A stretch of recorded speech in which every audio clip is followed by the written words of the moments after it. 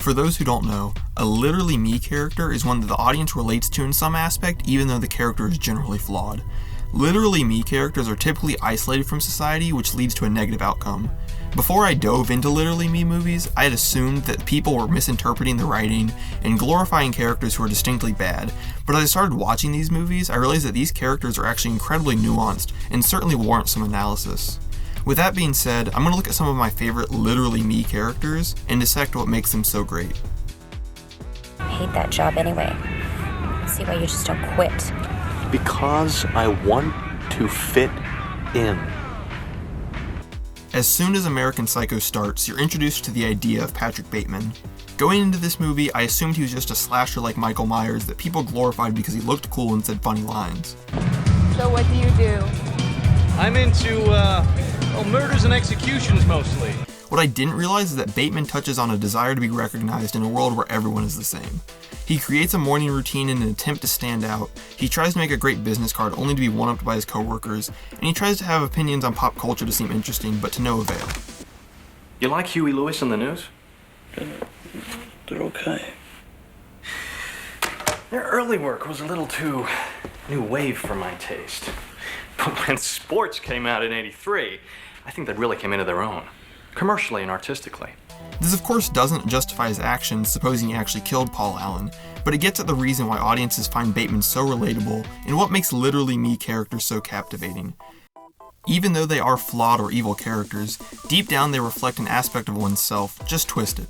Patrick Bateman's struggle to be noticed and accepted by society around him, something that audiences can relate to, leads to him finding catharsis in being a serial killer. This duality between the relatable issue and the unrelatable solution is what makes literally me characters so fascinating to me. They take a common issue and solve it in a negative way. My punishment continues to elude me, and I gain no deeper knowledge of myself. No new knowledge can be extracted from my telling. This confession has meant nothing. People are always asking me if I know Tyler Durden. 3 minutes. This is it. Ground zero. What makes Tyler Durden such a complex literally me character is the way he changes throughout the film. At the beginning of the film, he talks about society and consumerism in a way that's fairly agreeable. He goes on to question why advertisements dictate societal expectations.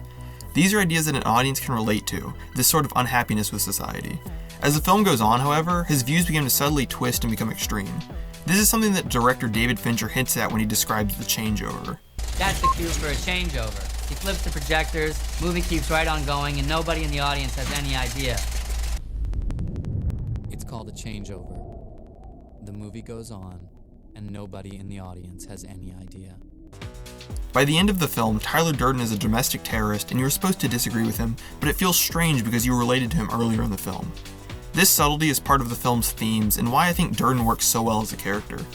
Just like audiences can relate to parts of Patrick Bateman's personality, audiences can initially relate to Tyler Durden's ideas, but over time they become more extreme and twisted. Everything's gonna be fine.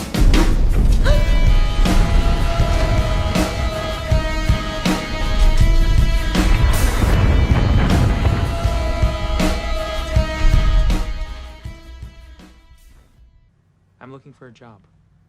In fact, I've made up my mind to find a career that I can learn and grow into. Who am I? I'm a hard worker. I set high goals, and I've been told that I'm persistent.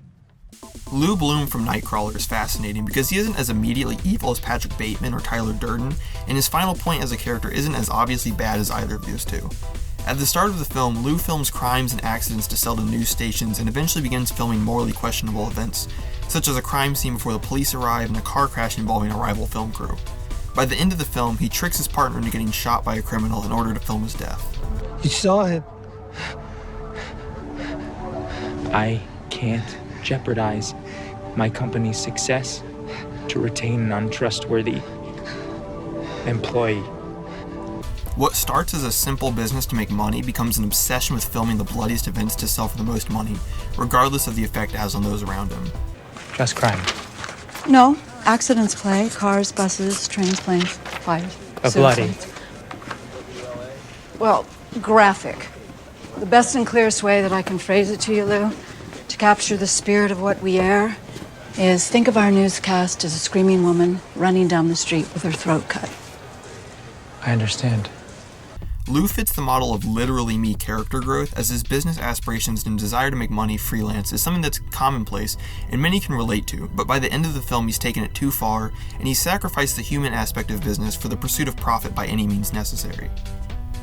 Just as audiences like characters in gangster films because of their complexity, literally me characters present an idea that is initially relatable before corrupting it into something bad. It's a really interesting way to get the audience to care about a character while also showing character growth. With that being said, there are plenty of literally me characters that are great that I didn't mention, so let me know your favorite down in the comments and make sure to subscribe if you want to see more weekly film breakdowns like this.